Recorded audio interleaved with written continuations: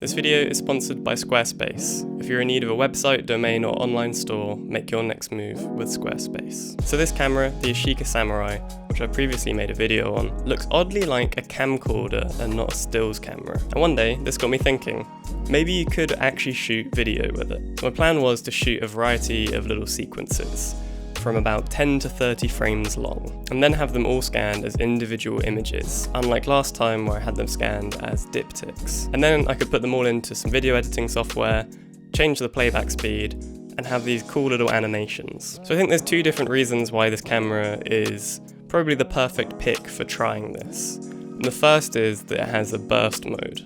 So I think it shoots around 4 frames a second, which means you can actually capture a decent range of motion. You can't do anything super fast, and if you want it to look fluid, you might have to ask someone to slow down, but that's a big help. And the second reason is that because it's half frame, instead of 36 exposures on a roll, you get 72. So it's going to be a lot more economical to try this out on half frame. And additionally, the loss of resolution you get from having it being half frame, when it's video, I don't think that's actually that noticeable. So one of the key factors that will affect how your sequence looks is the playback speed, how many frames per second there are. You could either go with something super smooth to mimic real video, or you could go with something a lot slower and choppier. I did a bunch of different tests at different speeds just to see how it would look. So I went between 24 frames a second, which is fluid video, to 18, which is what Super 8 is, and then also between like 4 to 10 for like really clunky, slower things. And something that is greatly tied into how many frames per second you decide to run with is how much you'll then have to spend on rolls of film, because the more frames per second, the more frames you need. So if you're going to shoot 24 frames per second proper video, you'd only get 3 seconds off a normal roll of film. So I decided that I'd go for something which is on the more choppy side, and nearly everything that I did ended up being between 5 and 14 frames per second. So for the first few tests, I ended up not really shooting enough images. It's pretty scary to just go so crazy with burst mode, and I think this kind of shows off in the end result where there's just not quite enough frames for it to be a smooth enough animation. There's too many gaps between each part of the motion. But then I decided to commit to it, and I got a bit more brave and I actually made some things which I think look really cool. Another thing which you can play around with is how you actually edit them. So I decided to put some warp stabilizer on quite a few of them, and also some frame blending, which kind of merges the in-betweens of each image, and it just helps smoothen it out instead of it looking so jittery, and this really helps to combat having a lower frames per second. I then also liked putting it on a black canvas and adding a second layer of warp stabilizer, because it made the edges go all funny, and there's something bad but good about it. Like, it kind of looks shoddy, but it also looks cool, and I actually found it helped to anchor the subject in the middle, because you could lose a bit more of the resolution just to kind of hone in on it. So I thought I'd give you a little demonstration on how I edit the sequences. So I use Premiere Pro, and the first step that I do is just drag in all of the photos of one of the sequences. So this is just a project in the size of the scans. So it's in the, I don't know what this is, like 4:3 ratio, just so it's the full resolution of my film. And what I do is I select all of them and nest them. So this consolidates it into one editable file. So then I have to do a little bit of maths. I know that I've got 65 files in this sequence, and if I want it to go at around 16 to 18 frames per second, I can make this clip sped up to be 4 seconds long, and it'll be around the right frame rate. So the way I do that is right click, speed duration, and then in the duration I can just change it to 4 seconds. And here I click this to optical flow. I'm not too sure if the interpolation actually works when there's not enough frames, but I do it anyway, who knows.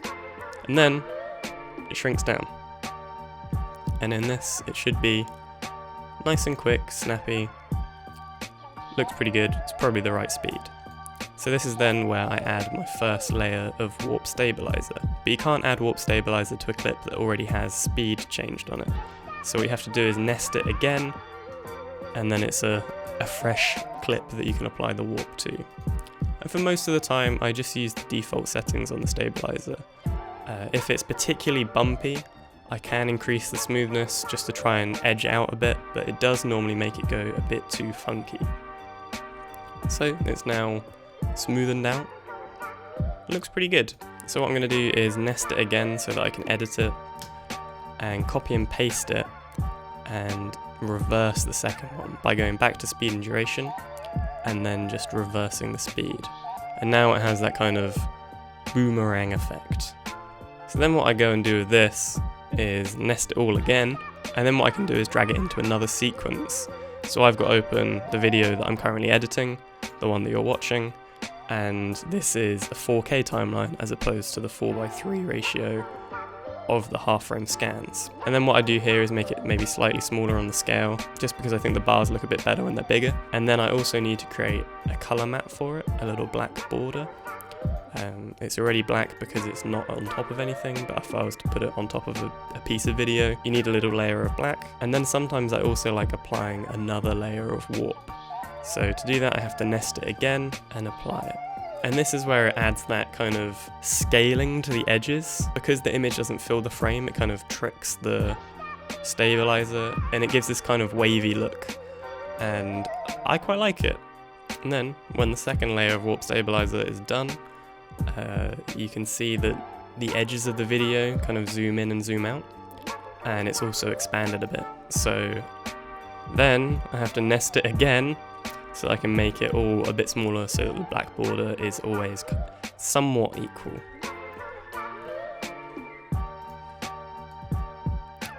I'll just do that by decreasing the scale a little bit and then scrubbing through to make sure it never extends the screen. And that's how it's done. It's pretty simple. Yeah, anyone could do this. Pretty cool. So yeah, this was an experiment. I think it came out pretty cool. I think this could be used really well in a music video or some brand content on Instagram. I just think it's kind of like an Yashica GIF, that kind of thing on steroids. So yeah, this was fun. By no means do I claim to have invented making stop motion video out of photographs, but I mean, I just thought this was a fun experiment and it came out cool, so I'd share it with you. And finally, I'd like to thank Squarespace again for sponsoring this video. If you're looking to build a new website, whether it's a photography portfolio, a blog, or a shop, you can do all of this with Squarespace.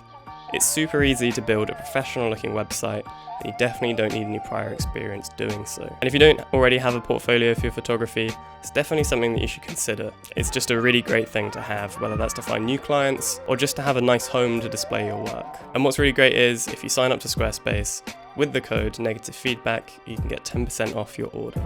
So yeah, thank you for watching. I hope you enjoyed it.